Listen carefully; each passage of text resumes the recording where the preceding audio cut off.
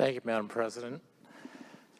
I wasn't intending to speak, but just in listening to the dialogue here, it brought a realization to me that, when we say we talk about fear, but that is what the root of racism is. It drives fear because it's unknown.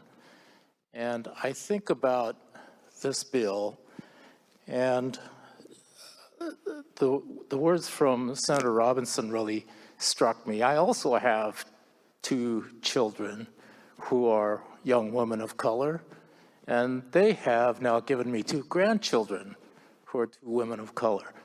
And I'm concerned, about their future and what are they growing up having to live with. So we look at the words reasonable suspicion, lowering the standard from probable cause. So to take the example of Senator Wagner, the person, a police officer, law enforcement, rolls up to a call and sees somebody running from it. So what did you see in your mind? Did you see a black person? Did you see a white person?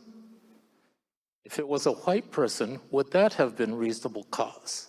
If it was a well-dressed white person, would that have been reasonable cause to follow? Was that person running from a robbery that was currently happening inside the store? Where's the reasonable cause? So I think probable cause is a reasonable standard that we should be living up to before we initiate drastic action like the chases, vehicle chases. But I think about, it's all in how we perceive our own realities.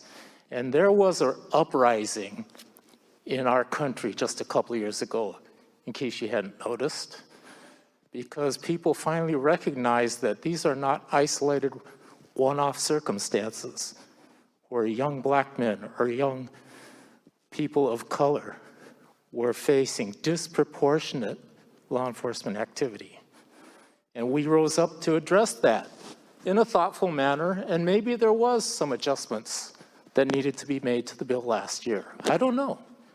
But I was hoping that there would be people sitting at the table, good minds, with good interests, working it out. But this does not work it out because I asked myself, would this law have protected George Floyd? And the conclusion I come to is no. George Floyd would still be dead. So I have to vote against this bill.